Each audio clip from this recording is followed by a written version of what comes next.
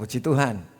Saudara-saudara, hari ini kita akan mendengarkan firman Tuhan mengenai menerima kuasa dan jadi saksi kalau Roh Kudus turun ke atasmu. Jadi saudara-saudara, kalau saudara dan saya itu menerima Roh Kudus, dipenuhi Roh Kudus, dibaptis dengan Roh Kudus, maka saudara dan saya akan menerima kuasa. Jadi kalau Roh Kudus tidak turun ke atas kita, maka saudara dan saya di dalam kehidupan ini tidak punya kuasa. Jadi bagaimana supaya saudara dan saya memiliki kuasa?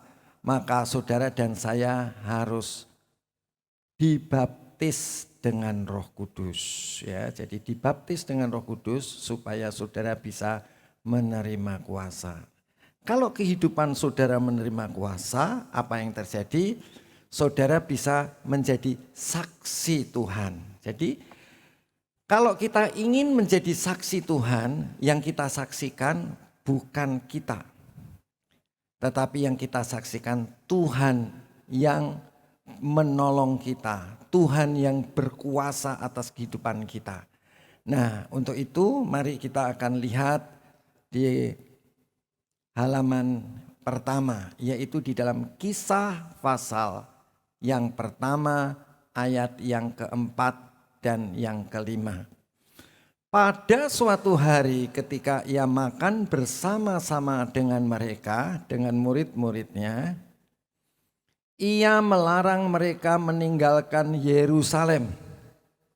Jadi siapakah saudara yang ikut doa 10 hari di Zoom?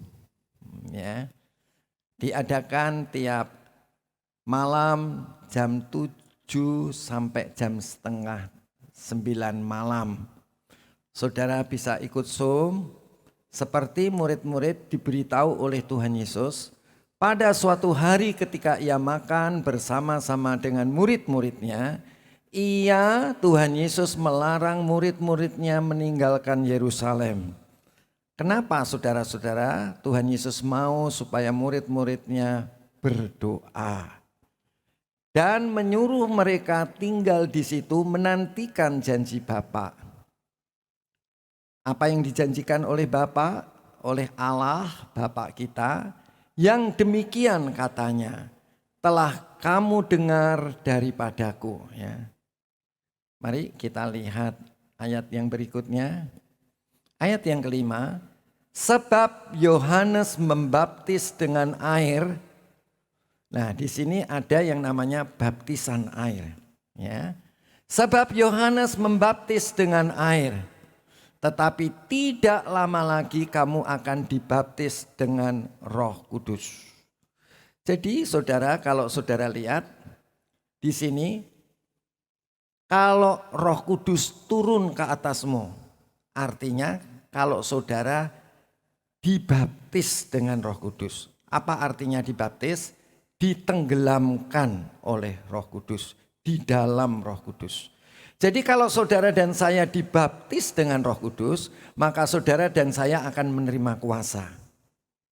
Siapa di sini yang ingin punya kuasa? Pasti semua. Saya juga kepingin punya kuasa, ya. Kuasa apa saudara? Kuasa atas segala hal. Pertama-tama kuasa untuk mengalahkan karakter kita. Itu yang pertama. Yang kedua, kuasa dalam segala hal. Ya. Jadi saudara dan saya, kalau saudara dan saya dibaptis dengan Roh Kudus, saudara itu akan punya kuasa. Kuasa apa? Pertama, karakter. Karakter kita akan berubah. Betul, Kial? Ya. Betul? Ya. Kita akan punya kuasa. Untuk apa tadi? Atas karakter kita. Kemudian yang kedua, saudara betul-betul punya kuasa. Ya. Kalau saudara sakit, disembuhkan.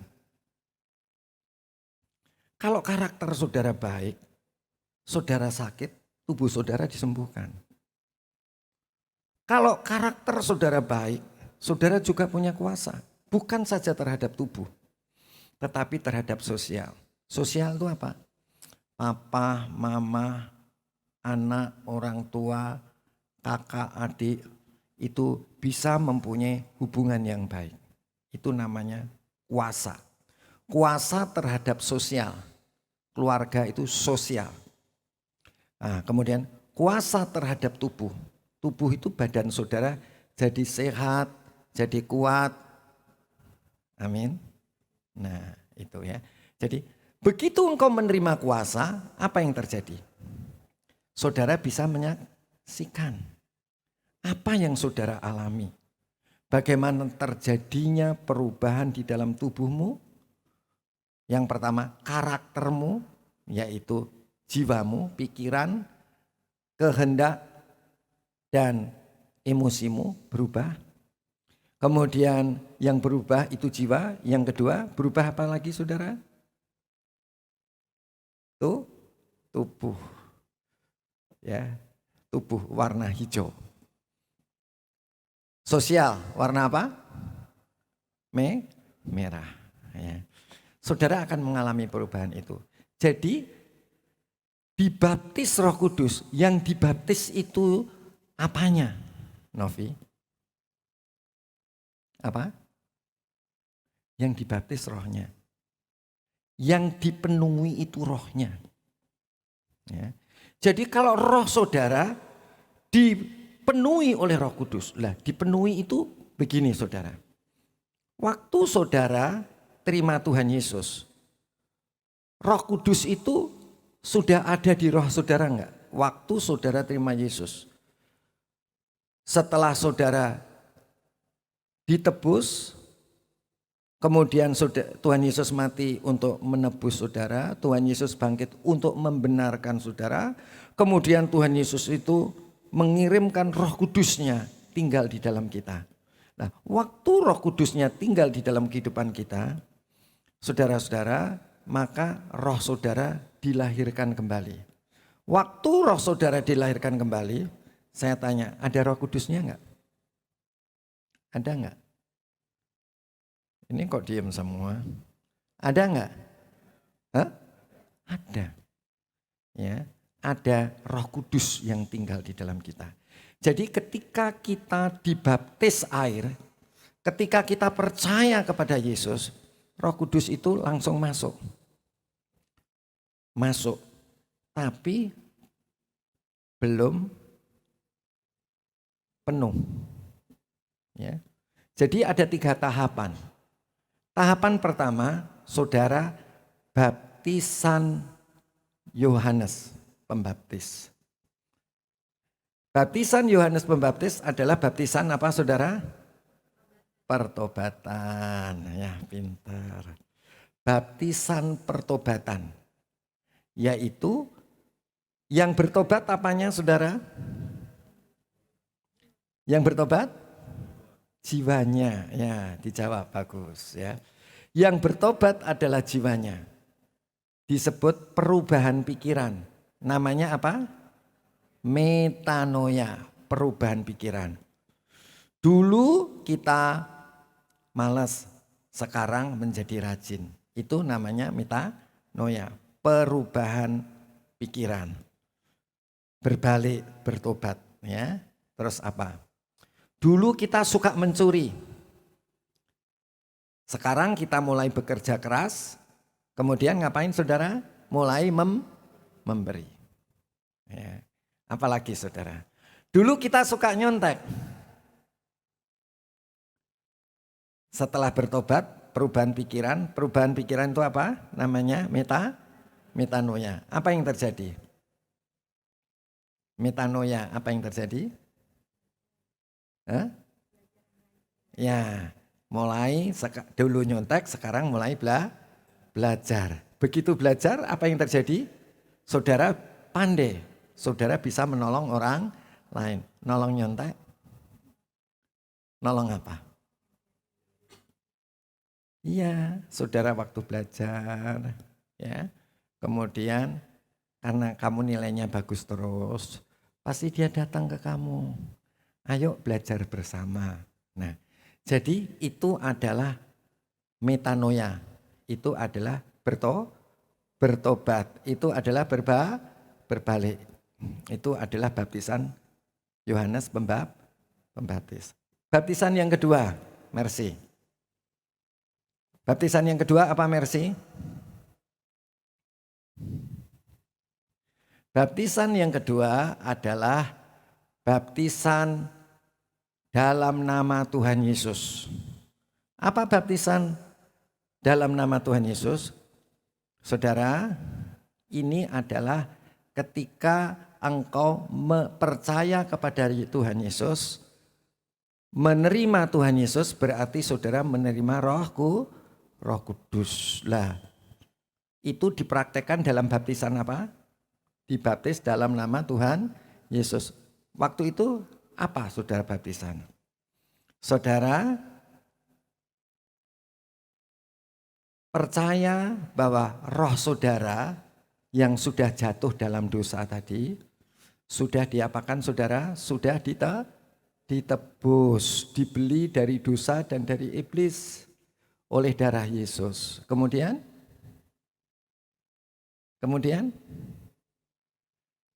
Tuhan Yesus bangkit, engkau bangkit, waktu baptisan kan ditenggelamkan. Artinya roh saudara dikuburkan mati bersama Yesus. Waktu bangkit, dibangkitkan bersama dengan Tuhan Yesus. Artinya waktu dibangkitkan, apa Mercy? Artinya apa dibangkitkan? Roh kita sudah dibenarkan. Nah, setelah dibangkitkan, dibenarkan, Tuhan Yesus naik ke sorga. Kemudian dia mencurahkan Roh Kudusnya kepada kita. Nah, waktu saudara percaya sudah dibangkitkan, berarti saudara sudah dibenarkan. Setelah dibenarkan, saudara sudah menerima Roh Kudus. Baru menerima Roh Kudus loh ya. Apa saudara? Baru menerima, baru ada Roh Kudus. Ya, jadi begini, roh kita itu seumpama itu tubuh kita, seumpama, ya, seumpama digambarkan, ya, digambarkannya apa saudara? Roh kita itu baru ditenggelamkan semata kaki. Ya. Kalau semata kaki buat jalan, kita kalau punya mau masih bisa jalan kan? Ya, masih bisa jalan. Ya kan? Kalau selutut gimana saudara? Bisa tapi berat. Kalau sepinggang gimana saudara? Bisa tapi lebih berat. Tapi kalau seleher gimana? Ya kan? Lebih berat. Tapi kalau Roh Kudus itu yang dulunya cuma tinggal, kemudian Roh Kudus itu sampai menenggelamkan roh kita. Saudara bisa pakai mau sendiri enggak? Masih bisa enggak? Cici, bisa enggak? Enggak bisa. Justru saudara yang dihanyutkan oleh Roh Kudus. Jadi keinginannya Roh Kudus yang jadi. Bisa nangkap saudara? Jadi roh saudara itu dipenuhi, dihanyutkan oleh Roh Kudus. Jadi saudara, roh saudara yang tadinya sudah mati dan bangkit, cuma dihidupi oleh Tuhan, oleh Roh Kudus. Tetapi sekarang sudah beda. Ini baru dibaptis dalam nama Yesus. Tapi kalau Roh Kudus itu sampai memenuhi penuh, sampai menghanyutkan saudara, itu namanya saudara diapakan? Dibaptis dengan Roh Kudus. Ya, sampai di sini ngerti ya saudara. Jadi saudara dan saya akan punya kuasa. Ya. Saudara dan saya akan punya kuasa. Ini bisa dilihat kuasa. Ya, Roh Kudus akan turun ke atasmu sehingga engkau akan punya kuasa. Nah, kuasa kan. Kalau hidup saudara itu, kalau roh saudara itu dikuasai Roh Kudus, keinginannya adalah keinginannya Roh Kudus.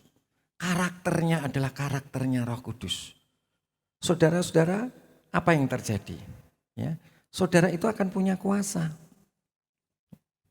Coba, Roh Kudus yang ada di dalam roh saudara itu mempengaruhi jiwa saudara, pikiran, kehendak, dan perasaan saudara.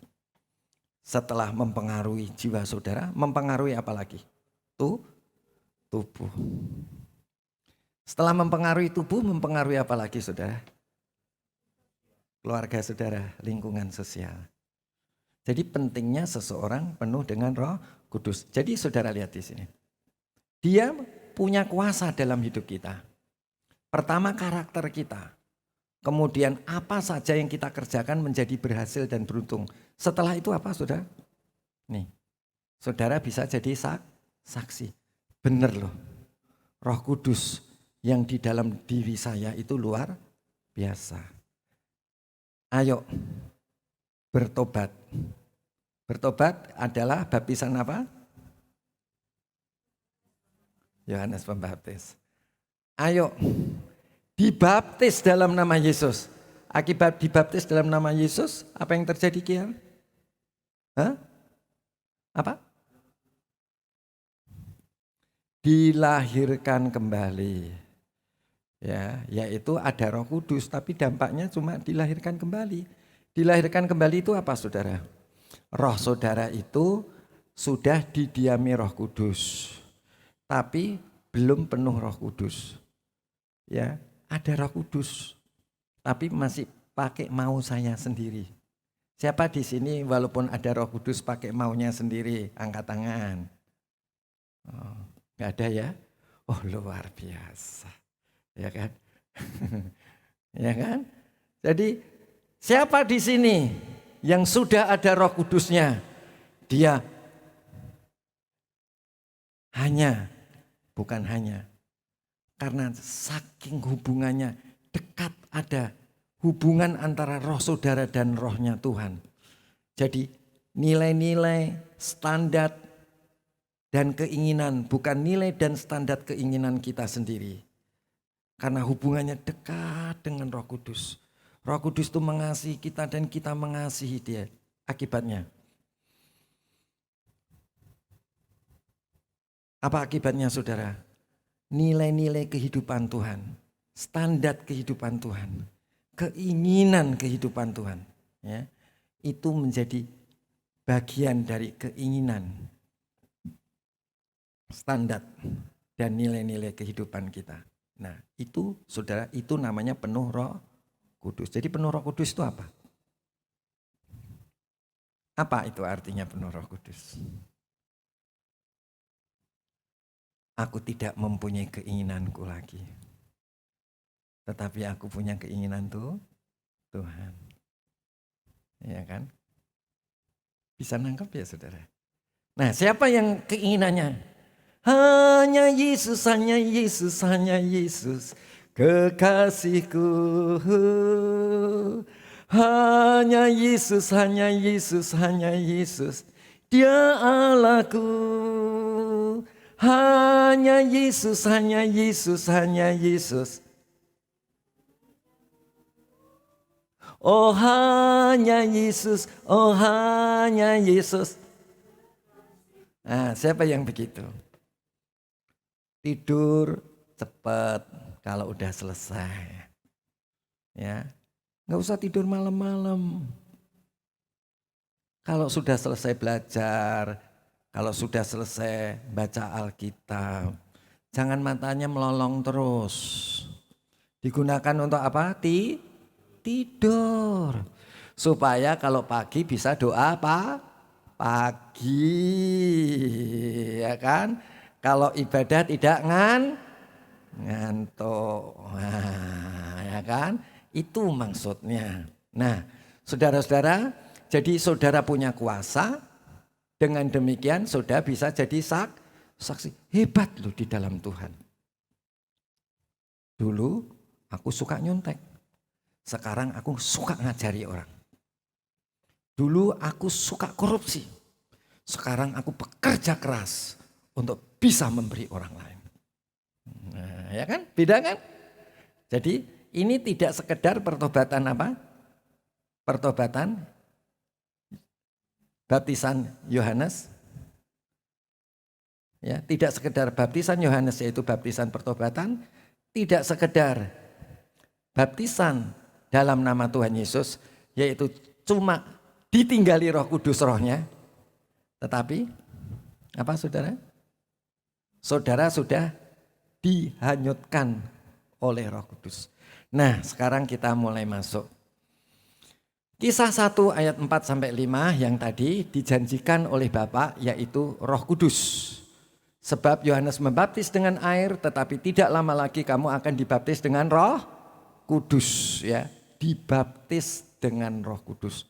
Ingat, ada baptisan air, ada juga baptisan dengan Roh Kudus. Mari kita akan lihat di sini. Nah, minta tolong. Yang terakhir. Ya. Nah, ini saya ajak saudara lihat di dalam Kisah pasal 19 ayat yang pertama. Ini ketika ini Paulus di Efesus, waktu Paulus di Efesus. Ketika Apolos masih di Korintus, ya, ketika Apolos teman dari Rasul Paulus itu, yaitu Apolos, masih di Korintus. Paulus sudah menjelajah daerah-daerah pedalaman dan tiba di Efesus. Di situ didapati beberapa orang murid. Ini Paulus di Efesus. Ada berapa orang murid, saudara? Ada berapa? Ada berapa? Ayo coba lihat ada berapa? Ada tulisannya di situ? Mana? Hah? Ada berapa?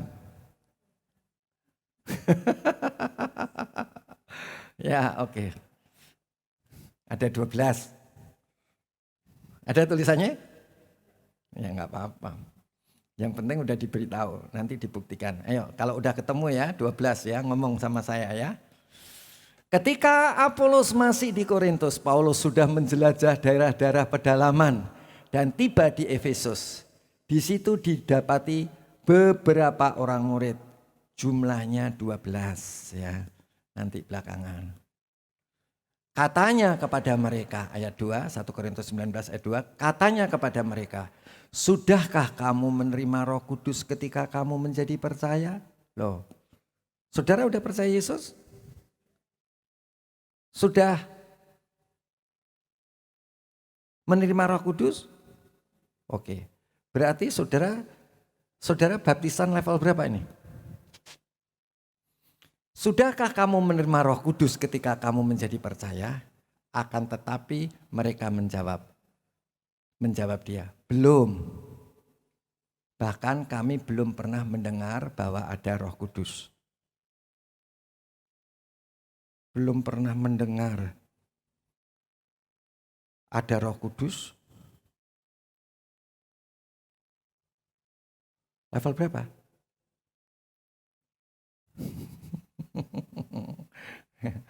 Oke. Jadi saudara-saudara, kalau orang itu baru dibaptis, baptisan Yohanes Pembaptis itu baptisan level 1. Jadi dia baptisannya baptisan Yohanes. Berarti ngapain saudara? Hah? Baru baptisan pertobatan. Baru tahu nama Yesus. Dia belum dibaptis. Tenggelam dan kemudian baru bangkit bersama Yesus. Rohnya belum dilahirkan kembali. Jadi bukan baptisan level 1, Bukan level 2, bukan level 3. Baptisan. Ayat yang ketiga. Lalu kata Paulus kepada mereka, kalau begitu dengan baptisan manakah kamu telah dibaptis? Jawab mereka, dengan baptisan Roh Kudus. Baptisan? Yohanes. Ya. Level berapa ini? Level 1 ya. Kalau kita baru berbalik, belum dibaptis dengan baptisan atas nama Tuhan Yesus, baru baptisan level 1.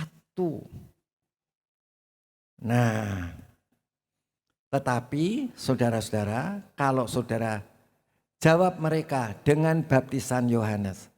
Ayat yang keempat, kata Paulus, baptisan Yohanes adalah pembaptisan orang yang telah bertobat. Jadi baptisan Yohanes adalah baptisan untuk orang yang bertobat. Yang bertobat apanya? Pikirannya. Namanya metanoia. Baru jiwanya yang berubah.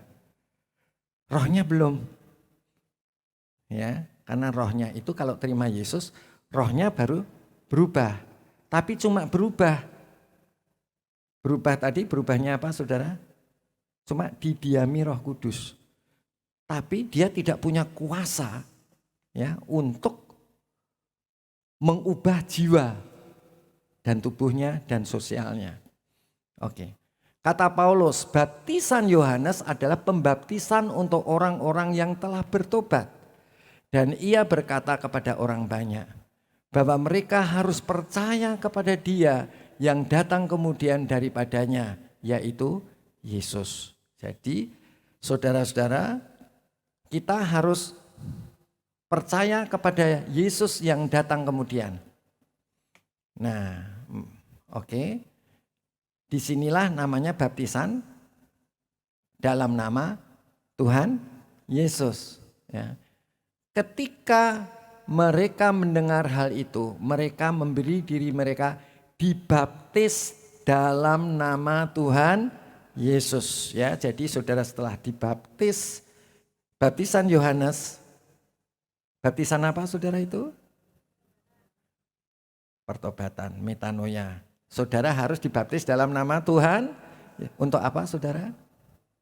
Supaya roh saudara dilahirkan kembali atau didiami Roh Kudus atau dihidupi oleh Roh Kudus. Saudara dan saya dihidupi oleh orang tua kita. Tapi nurut gak sama orang tua? Dihidupi orang tua belum tentu nurut. Iya kan? Dihidupi Roh Kudus belum tentu nurut. Nah, ya kan? Nah, ya seperti itu kira-kira ya. Kita sudah didiami Roh Kudus, sudah dihidupi oleh Roh Kudus, tapi enggak nurut. Nah, tapi kalau dibaptis dengan Roh Kudus, kita ditenggelamkan, kita hanyut nurut. Bedakan. Apa bedanya nurut baptisan Roh Kudus sama nurut? Jadi gini, baptisan Yohanes Pembaptis itu baptisan pertobatan. Bertobatnya kepaksa. Ya, seperti Kial tadi bilang, karena hukum, karena peraturan, karena akhlak. Saudara ini baca Alkitab, nurut enggak? Anggap aja nurut. Nurutnya kalau baptisan Yohanes Pembaptis itu adalah nurutnya kepaksa. Seperti apa? Ada lampu merah, saya harus berhenti. Ada letter S, saya nggak boleh parkir. Iya kan? Hari Minggu saya harus ke gereja. Lah itu baptisan apa? Yohanes Pembaptis. Ya, yang harus. Karena harus akhlak.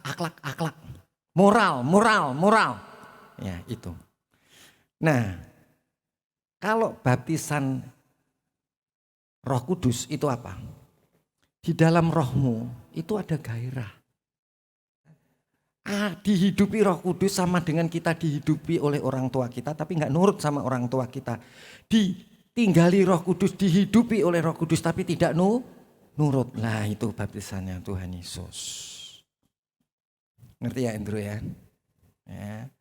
Jadi tapi kalau namanya baptisan Roh Kudus, itu rohmu itu karena ada hubungan yang dekat antara rohmu dengan roh Allah.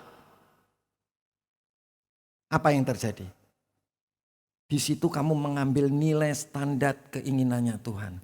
Karena saudara dihanyutkan. Jadi ada gairah kasih kepada Tuhan. Nah, kalau ada gairah itu kelihatan di mana? Wajahnya. Kelihatan di mana? Sikap jalannya. Kelihatan di mana? Di matanya.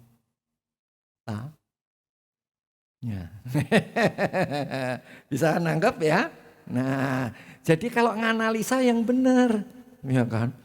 Jadi saudara harus bisa lihat, ya, harus bisa menganalisa dengan tepat. Ya, oke.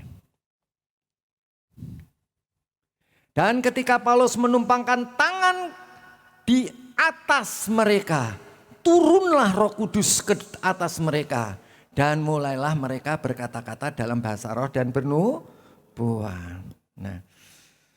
Nah, bagaimana kalau saudara harus dibaptis dengan Roh Kudus? Dibaptis dengan Roh Kudus. Dibaptis dengan Roh Kudus itu bukan berarti saudara muter lidah. Bukan. Itu sirine. Ya. Itu akibat konektisitas antara rohmu dengan Roh Kudus. Rohmu yang dihidupi oleh Roh Kudus, yang bergantung penuh pada Roh Kudus, terjadi hubungan. Aku tidak bisa hidup tanpa Engkau Tuhan. Aku mengasihi Engkau karena Engkau mengasihi aku. Aku tidak kuat kalau tanpa Engkau. Nah, ada siapa yang mengikatkan diri kepada perempuan cabul, dia menjadi satu daging. Siapa yang mengikatkan diri pada Roh Kudus menjadi satu roh. Ya, sampai di sini paham ya saudara ya. Jadi itu saudara harus paham sungguh-sungguh ya, supaya betul. Kemudian, nah ini jumlahnya ada berapa tadi? 12 ya. Oke. Jumlah mereka adalah kira-kira 12. Nah, kembali lagi ke ayat yang tadi. Oh, jamnya. Nah, ini adalah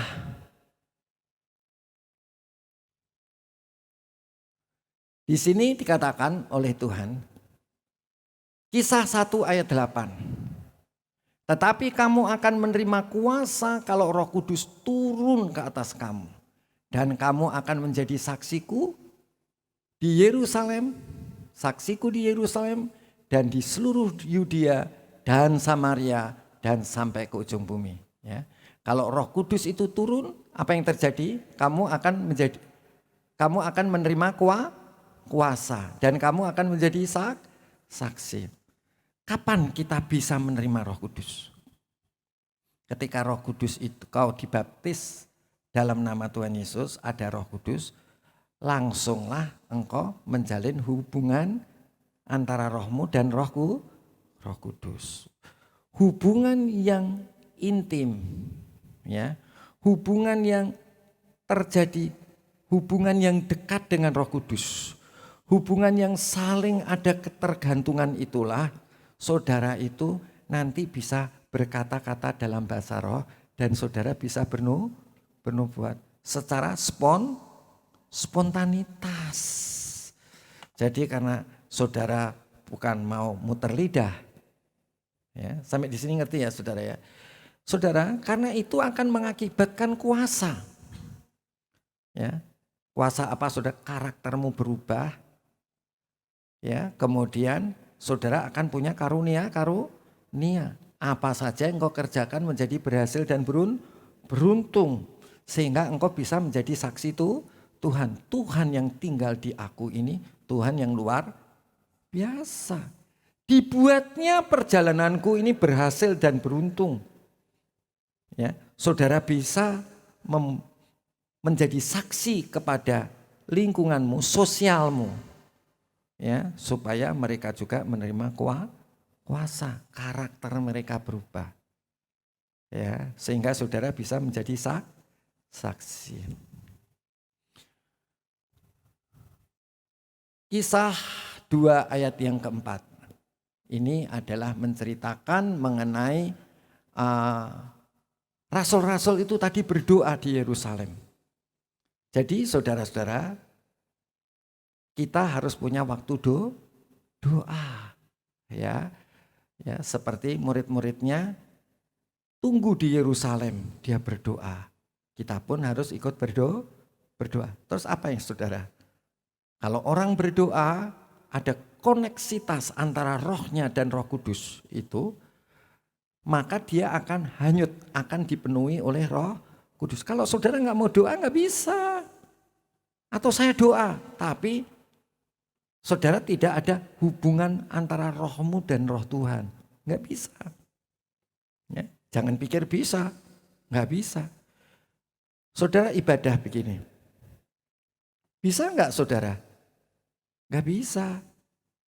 Tapi harus rohmu dengan rohku, Roh Kudus. Jadi harus ada hubungan. Aku nggak bisa hidup tanpa kamu. Ya, itu harus ada ketaatan. Kenapa orang Kristen suka dikasih penderitaan? Kenapa Kian? Ruth. Kenapa orang Kristen dikasih penderitaan? Novi. Kok nggak ada yang jawab? Hah? Bukan berbalik. Berbalik itu adalah baptisan Yohanes.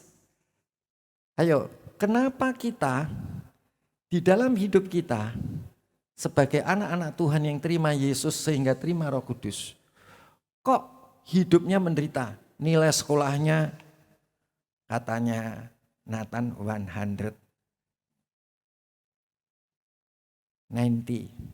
katanya 100 berapa? 90. Padahal nilainya 50. Kalau saya tanya, Nat, nilainya berapa Nat? 180 gitu ya. Udah pokoknya. Masa sih Nat nilai bisa 100 lebih begitu? Tahu-tahu maminya cerita, gocap. Nah ini masa Kiel nilai kayak siapa? Nathan nggak bisa menilai. Ayo, apa tadi pertanyaan saya? Hah? Mengapa setelah kita terima Yesus, terima Roh Kudus,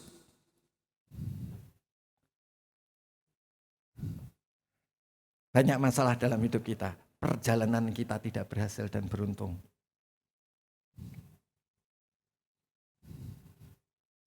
Siapa yang bisa bantu jawab? Hah? Fokuskan jiwanya yang fokus ke rohnya.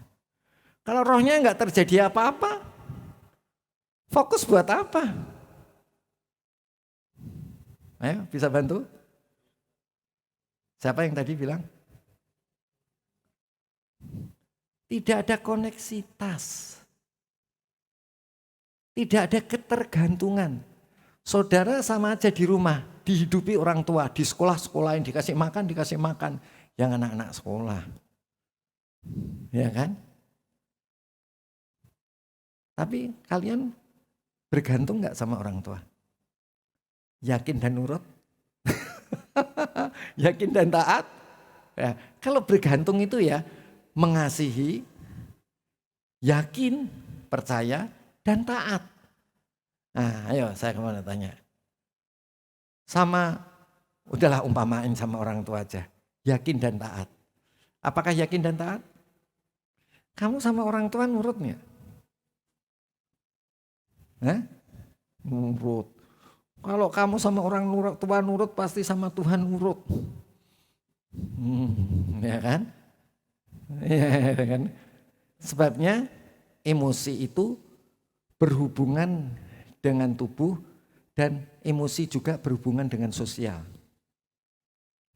Ya, kalau kamu nurut sama Tuhan, pasti nurut sama orang tuamu. Gitu. Ya. Jadi itu satu relasi yang memang begitu. Enggak mungkin orang nurut sama Tuhan enggak nurut sama orang tuanya. Maka itu hormatilah, kasihilah hormatilah orang tuamu supaya dipanjangkan umurmu di tanah yang Tuhan berikan kepadamu. Kalau engkau mengasihi Tuhan Allahmu dengan segenap hatimu, ya, jiwamu dan kekuatanmu. Jadi saudara-saudara, jadi di sini maka penuhlah mereka dengan Roh Kudus, lalu mereka mulai berkata-kata dalam bahasa lain seperti yang diberikan oleh Roh itu kepada mereka untuk mengatakannya. Jadi kalau saudara penuh Roh Kudus, saudara-saudara, maka saudara akan mulai berkata-kata dalam bahasa lain. Ini bahasa lain ini maksudnya bahasa roh, saudara. Bahasa roh yang didengar oleh orang-orang perantauan, ya, oleh orang-orang perantauan, dan mereka persis seperti bahasa dari mereka merantau. Ya, jadi ini nanti bisa dilihat ini. Ketika turun bunyi itu berkerumunlah orang banyak. Mereka bingung karena mereka masing-masing mendengar rasul-rasul itu berkata-kata dalam bahasa mereka sendiri, bahasa perantauan. Orang Israel, orang Yahudi yang merantau ke luar negeri, balik ke Yerusalem, loh kok rasul-rasul itu ngomong bahasa dari perantauannya mereka. Padahal itu orang Nazaret. Kok bisa ya? Sedangkan rasul-rasul itu cuma bahasa roh. Ya. Bagaimana mungkin kita masing-masing mendengar mereka berkata-kata dalam bahasa kita sendiri, yaitu bahasa kita yang kita pakai dari asal kita, dari perantauan kita. Baik orang Yahudi maupun penganut agama Yahudi, orang Kreta. Jadi orang yang merantau ke Kreta, kemudian dia kembali ke Yerusalem, dia mendengar kok rasul-rasul itu berkata-kata dalam bahasa Kreta. Padahal rasul-rasul itu orang nelayan. Dia itu cuma bahasa roh. Ya. Kemudian dan orang Arab, dia yang merantau ke Arab, balik ke situ, loh kok pakai bahasa Arab? Jadi ini bukan putar lidah, tetapi karena hubungan yang dekat dengan Roh Kudus, dia timbul gairah. Kalau sudah timbul gairah, dia itu jiwanya juga bergairah, mulutnya, tubuhnya juga bergairah. Akibatnya bisa mempengaruhi sosial. Sampai di sini paham ya saudara ya? Kita mendengar mereka berkata-kata dalam bahasa kita sendiri, perbuatan-perbuatan besar yang dilakukan Allah. Jadi orang yang berkata-kata dalam bahasa yang lain itu adalah bahasa roh. Tetapi menurut orang lain yang mendengarkan diubah Tuhan menjadi bahasa-bahasa lain atau dengan kata lain nubuat, ya, atau menafsirkan bahasa roh. Tapi kalau ini nubuat karena langsung, bukan dia berkata bahasa roh kemudian ditafsirkan sendiri. Jadi bahasa roh yang dimengerti oleh orang lain, yaitu bahasa-bahasa lain atau istilahnya mereka menurut orang yang mendengar itu adalah dia bernubuat karena langsung dengan bahasa asal mereka merantau. Ayat yang ke-14, ketika rasul-rasul di Yerusalem mendengar bahwa tanah Samaria telah menerima firman Allah, mereka, nah ini adalah Filipus di Samaria. Ya, karena di tanah ketika Filipus menginjil di Samaria, saudara-saudara, maka orang-orang Samaria tadi mulai percaya Yesus. Ketika mereka percaya Yesus, maka rasul-rasul di Yerusalem itu mengutus Yohanes dan Petrus kedua rasul itu untuk pergi ke Samaria. Ya, jadi kita baca ayat 14. Ketika rasul-rasul di Yerusalem mendengar bahwa tanah Samaria telah menerima firman Allah, mereka mengutus Petrus dan Yohanes ke situ. Setibanya di situ kedua rasul itu berdoa supaya orang-orang Samaria itu beroleh Roh Kudus. Jadi udah percaya Yesus aja harus sampai beroleh Roh Kudus. Apa yang dimaksud beroleh Roh Kudus ini, Kiel?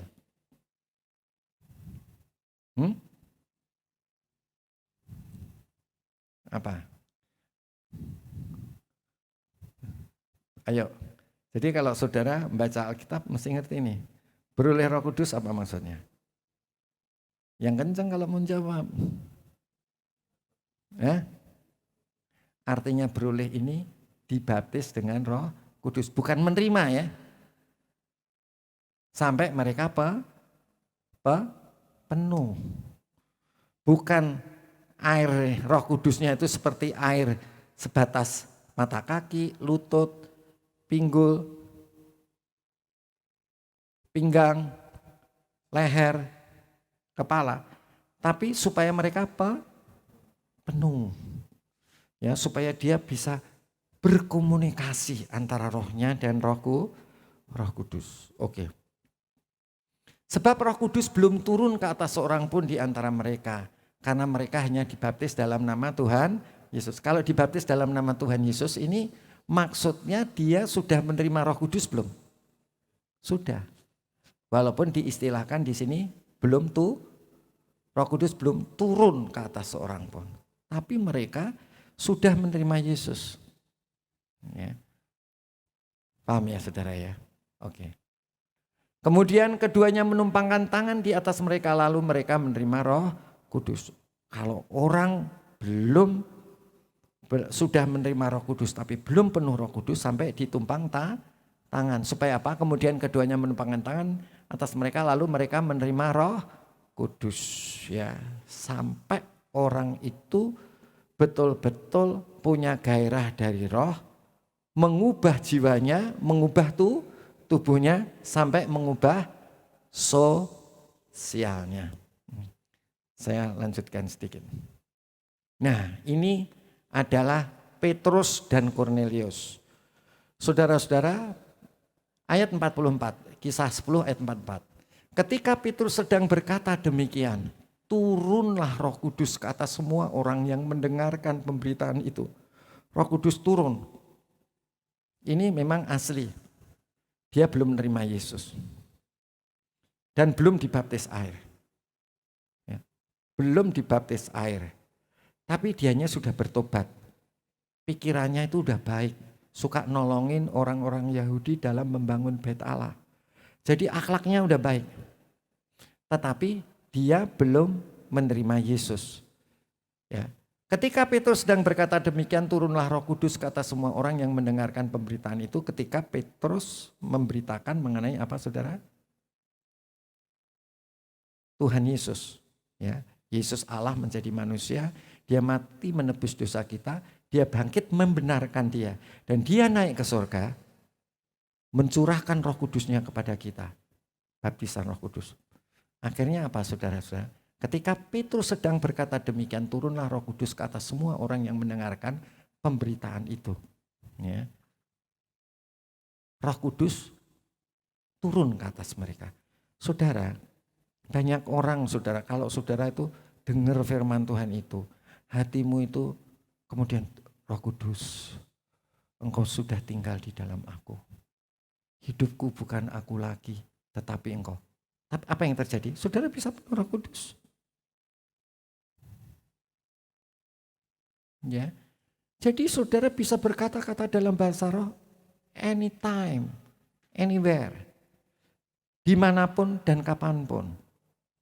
Kalau hubunganmu dekat dengan Roh Kudus. Ya. Oke, jadi semua kita bisa. Yang penting rohmu dengan Roh Kudus itu engkau bergantung. Jangan engkau dihidupi Roh Kudus tapi tidak bergantung kepada Roh Kudus. Jangan kamu dihidupi oleh orang tuamu tapi tidak bergantung kepada orang tuamu. Bergantung artinya nurut. Ya. Sampai di sini paham ya saudara ya. Nah, kita harus sampai ke situ.